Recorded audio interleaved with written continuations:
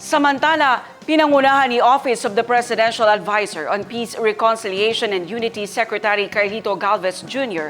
ang iftar kasama ang 19 na base commanders ng MILF araw ng Linggo, March 16 sa tanggapan ng UPAPRU kung saan tinalakay ng kalihim ang transition ng bagong liderato sa Bangsamoro Autonomous Region and Muslim Mindanao. Sa isang pahayag, sinabi ng kalihim na ang pagpapalit ng liderato sa BARM ay naaayon sa isinasaad sa Comprehensive Agreement on the Bangsamoro at Bangsamoro Organic Law. Ang buong detalye sa report.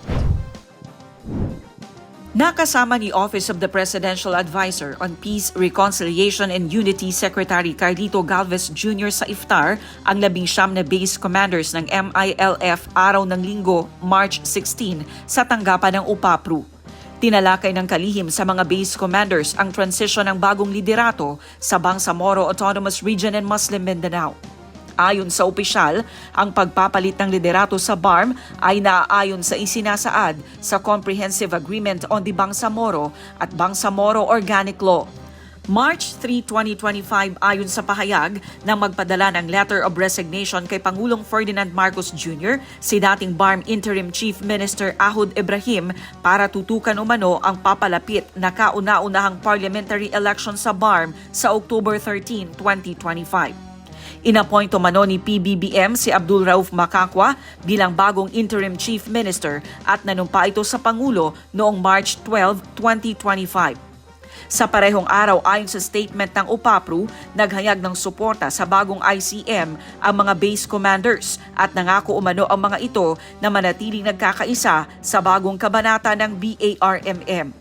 Sinabi ni Galvez na ang proseso ng kapayapaan sa Bangsamoro ay nasa mas mataas na antas habang naghanda ito para sa unang parliamentary elections 7 buwan mula ngayon.